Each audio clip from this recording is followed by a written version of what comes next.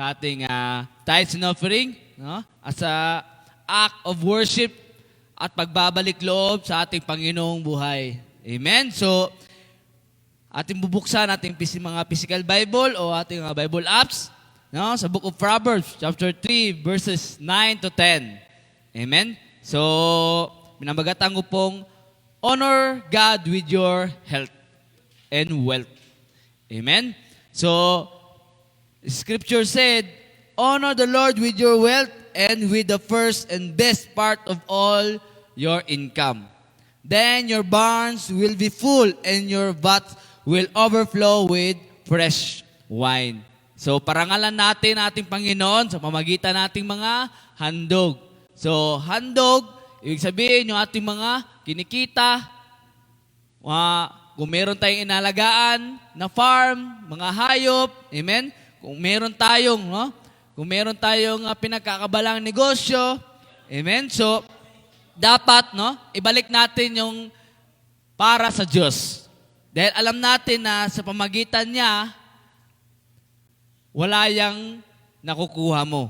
Amen? So, dapat maghandog tayo sa ating bunga, no? Ating mga fruits. First fruits, sabi nga, di ba? Yung unang bunga. Amen? So, ibig sabihin, yung pinaka magandang ihandog sa ating mga bunga. Hindi yung tira-tira para sa Diyos. Amen? So, sabi niya sa 10, then your barns will be full and your vats will overflow with fresh and wine. So, sa madaling salita, dapat we need an obedience, no? Because this is the result of being obedient sa mga test na ating Panginoon. He will overflow full. No? Lahat ng pangailangan mo, amen? Siya yung magdadaragdag at there's an abundance sa Kanya na inyong makakamtan. Kapatid, laging pinapamanhik sa atin nating Diyos, amen, na hindi lamang na tayo ay pumunta, makinig, ay tapos na. Dapat ay meron tayong ibalik. Amen? That's the time na mag-effort tayo. Amen? Kung meron tayong pinagkukunan ng ating mga finances, kalakasan, ibigay natin yung para sa Diyos. Kasi sabi nga niya, di ba, honor your wealth with your best part. Amen? Yung pinaka-best para sa ating Diyos. Yung mga bunga na karapat-dapat para sa ating Diyos. Amen? Para mabigyan, no? Mabigyan ng magandang kasaganahan, mas mapalaki pa ang ating iglesia. Amen?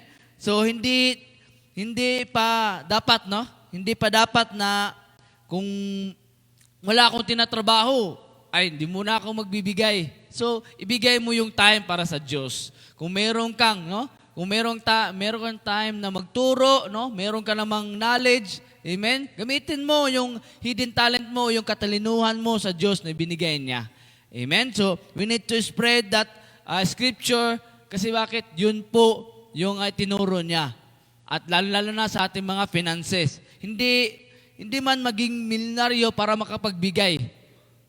Amen? Mas nakagaan ng loob kung ikaw ay nakakatulong sa iglesia nating Diyos. Amen? So, there's an abundance and being in obedience. Amen? To be honor what is done to us.